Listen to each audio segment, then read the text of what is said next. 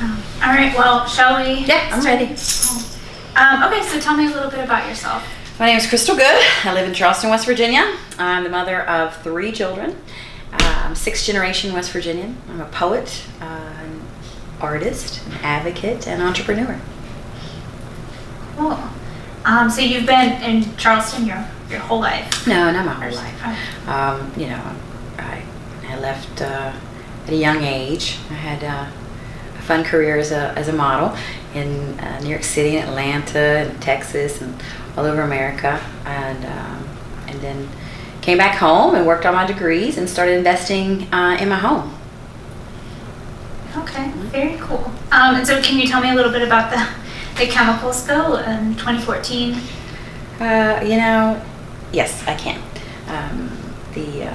The freedom industry spill, or as we like to call it, the West Virginia water crisis, hashtag West Virginia water crisis, was probably one of the most pivotal moments in my life, not only because of the sheer sort of fear and desperation of living without water and coming into the awareness of water quality and actually thinking consciously about how much you use water and not trusting it, which is something that's never happened in my life. I mean, even today when we talk about the water crisis, sometimes people tend to think, oh, well, there was sort of you could boil your water, right? You couldn't boil your water. You could not use your water. And that went for everybody. Rich, poor, black, white, blue, green, yellow, tall, short, 100 years old to 2 years old.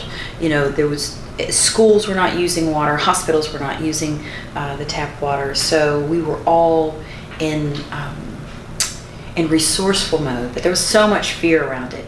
And I know that was a pivotal moment because consciously I'm always thinking about water. When you go to a restaurant, do you want ice? Do you not want ice? I've started to develop a little bit of a palate for clean water. When I travel, I like to taste water, and trying to discover and learn how. It's kind of fun, now on this side of it, but, learning, water should really have no taste.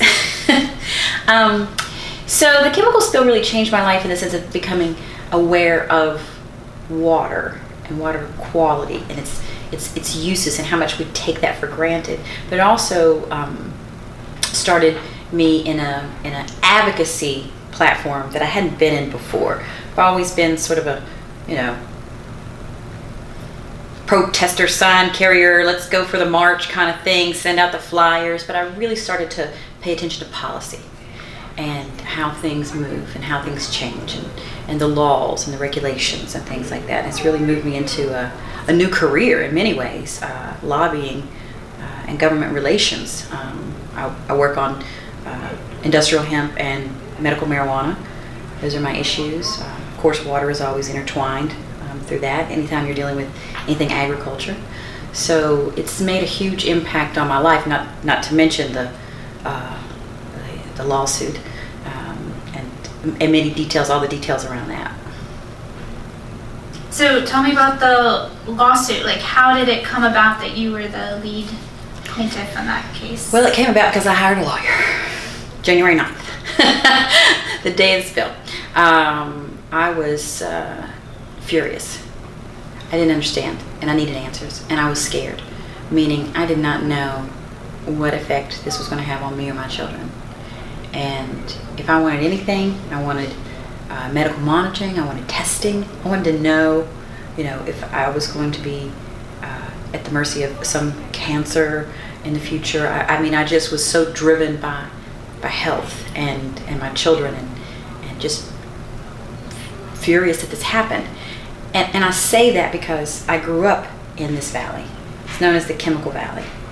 And my entire life we have done nothing but prepare, right, for a disaster. Okay? Shelter in place is what they call it. The last Tuesday of the month, there's always a siren that sounds, right? I have a poem and it says, I've heard that siren, I think it's 486 times, in my lifetime. There was no siren when the water crisis happened. There was no alert system. I got a text message from my ex-husband that said, don't drink the water and don't let the kids drink the water. there's been an accident.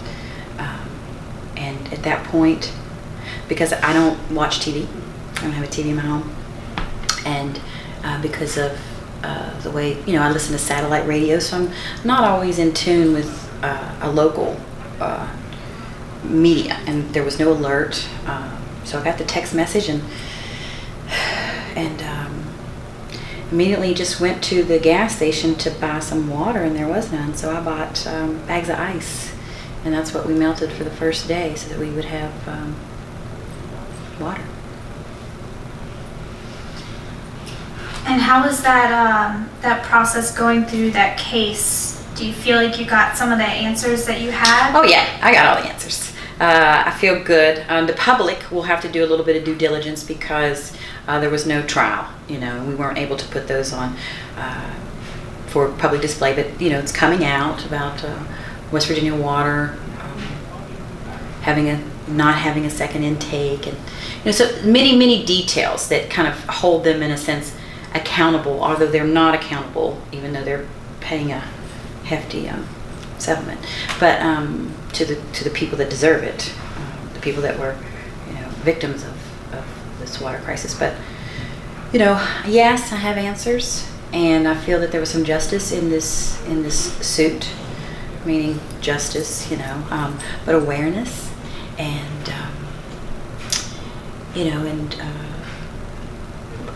it also sort of brought into my scope the value and the benefit of how things get handled in the courtroom, and how it's really a place in terms of policy making laws, and what happens with lawsuits. And so I'm learning how change happens, and there's many ways to be involved, but I felt that in my life that was part of a process that I wasn't paying attention to, and now I do. How do you feel now about drinking the water? Well, I think I always have a reservation. I have a charcoal filtered triple osmosis filter back there. So but that's for my drinking water. I shower in it. I am quote unquote in the water. There's many people that are not, and they are still in this valley, or do not trust the water.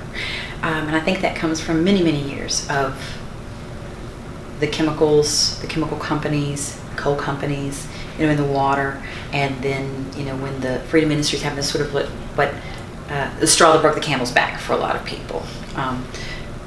But I pay attention, and I ask, and I do water quality research in any city I go to. I was shocked to find out about Washington D.C.'s water quality and other places. New York City's doing pretty good.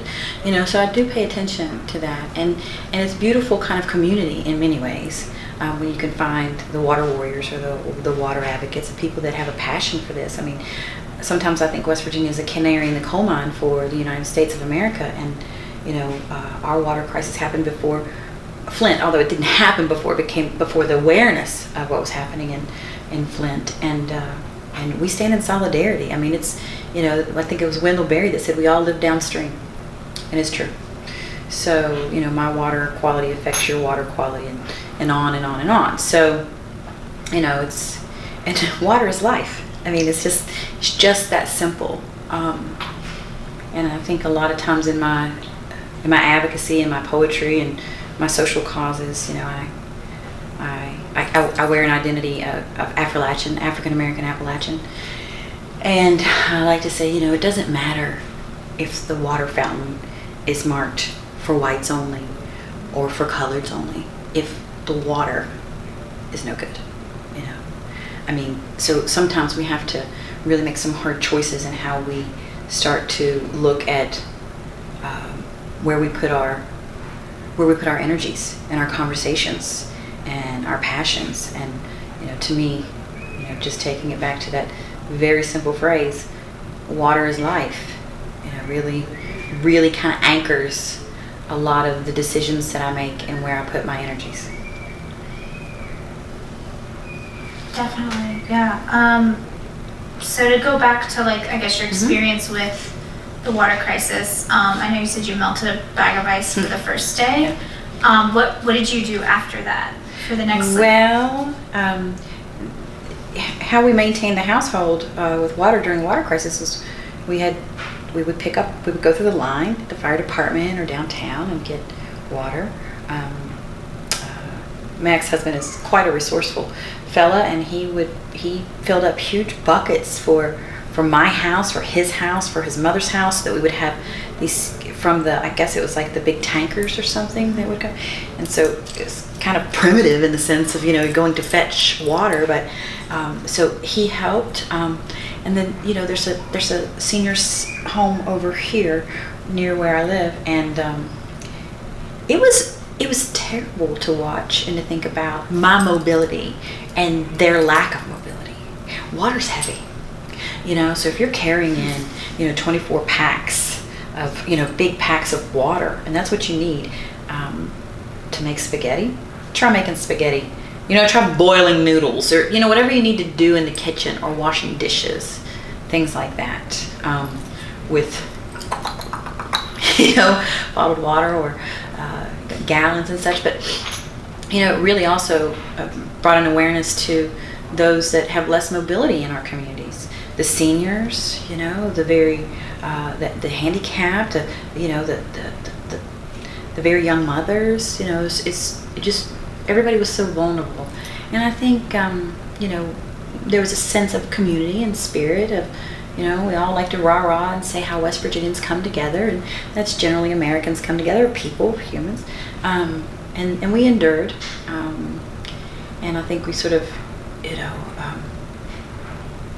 thought about things in that moment, but where we are today, it like anything else in our news cycle and our short attention span, I think, with the way we interact with each other, it kind of fades away. So I appreciate people that keep the conversation going.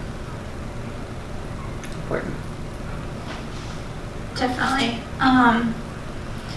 Yeah, definitely agree with you about the short attention span, for sure. So you said before that water is life.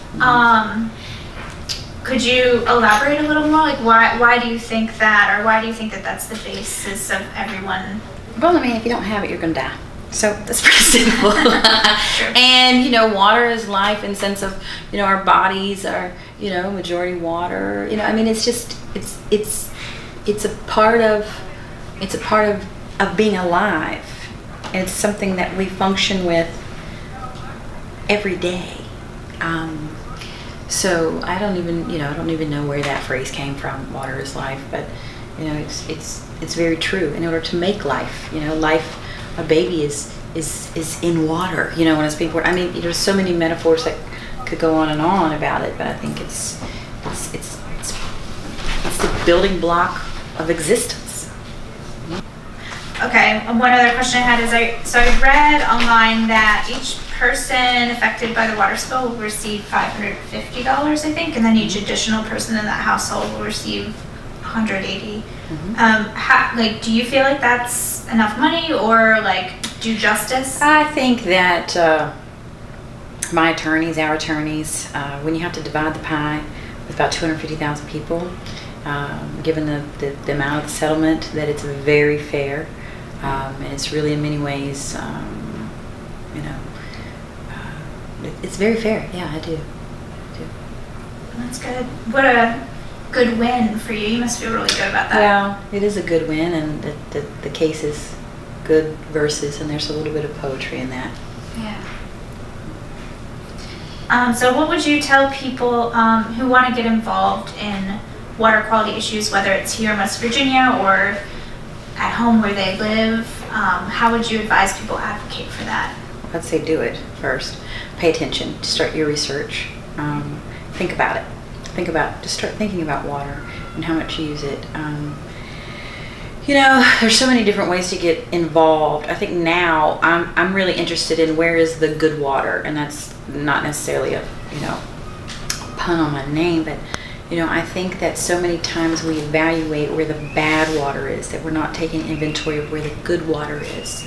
and really protecting that. So I'm thinking about surface water, and I'm thinking about, throughout West Virginia, where is this inventory? Because to me, gosh darn it, why can't we build a pipeline for water instead of, other things? I think that it is one of our most valuable resources in West Virginia. We are the birthplace of rivers, and we need to celebrate that and bring that into a part of our identity, which was something that, when the water crisis happened, it really branded us, and it really, kind of put a fear across the country of West Virginia and the pollution, and I think it hurt our whitewater rafting industry, even though they weren't connected. It's just the appearance of it. So I think we equally, as much as we need to think about how to improve water quality, we also need to inventory and take note of the good water.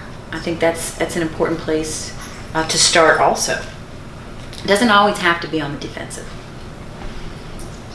Along those lines, do you have any opinions you want to share with us about the talk in the legislature about allowing new pipelines to be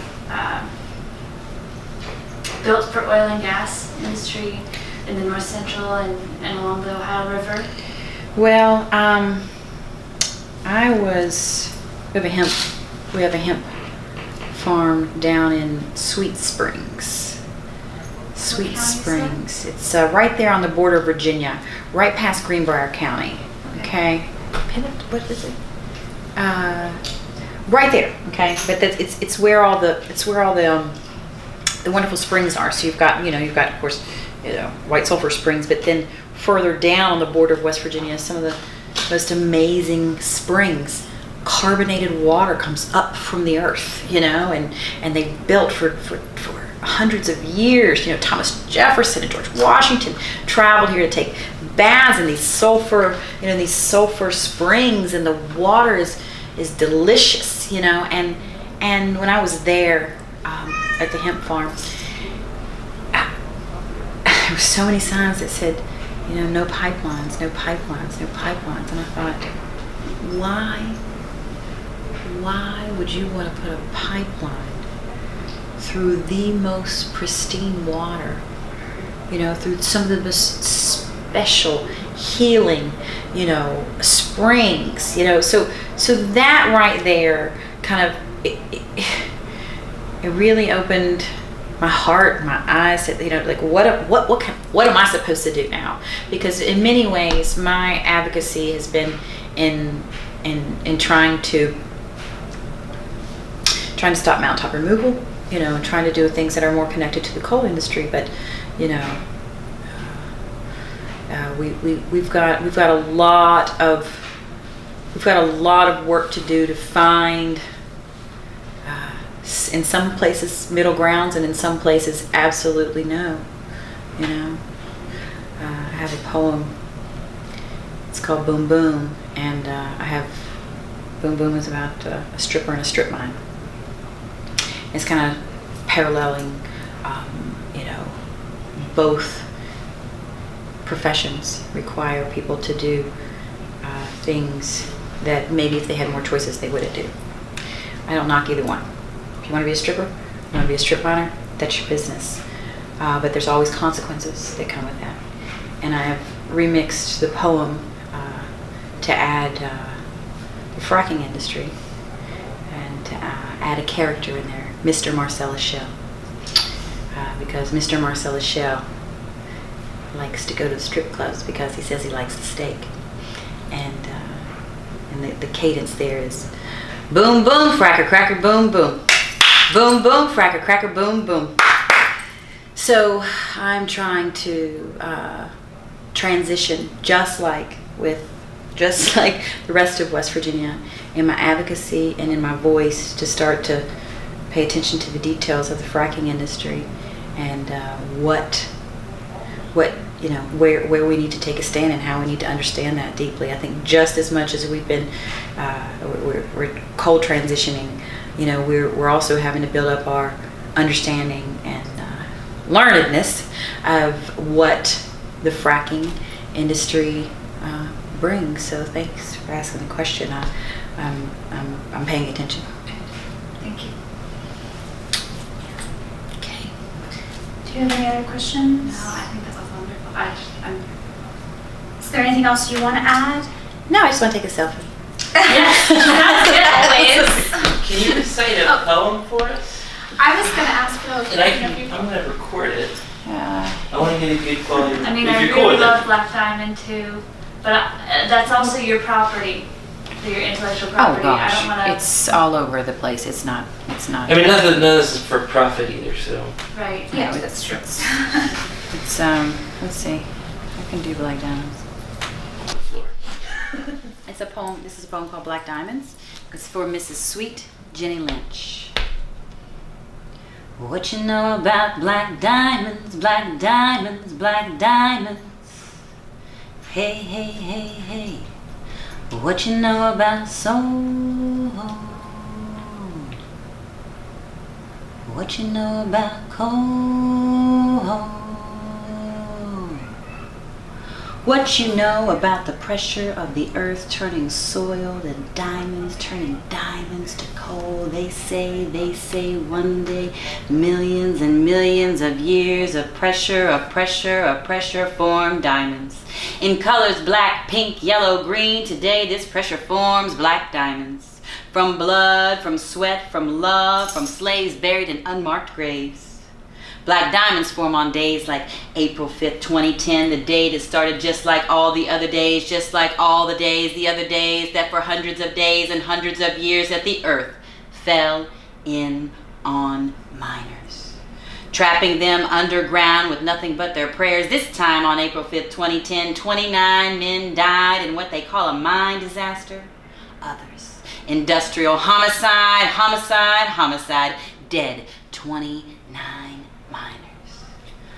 What you know about black diamonds, black diamonds, black diamonds? You see, when sweet Mrs. Jenny Lynch heard the news that her husband would not be coming home, she knew there would be no more I love yous, no more 3 kisses at 4 a.m., no more coffee on the stove by your bucket, honey.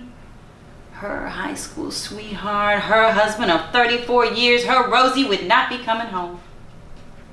When sweet Jenny sheds a tear, when every coal miner's wife sheds a tear, there comes the pressure.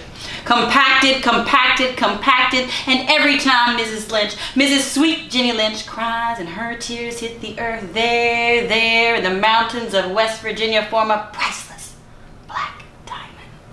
No coal company can ever sell these jewels of Appalachia, these women who love their men deep into the earth, this special breed, this diamond forming diamonds compacted of tears of love, of human slavery, of the company store, of we're sorry for your loss, of black love. This, our history is scattered. You have to find it in poems called Black Diamonds, Black Diamonds.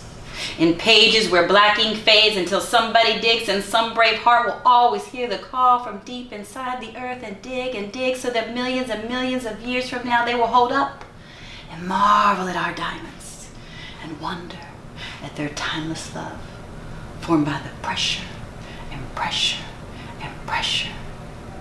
and the salt of her tears. What you know about black diamonds? What you know about salt? What you know about coal?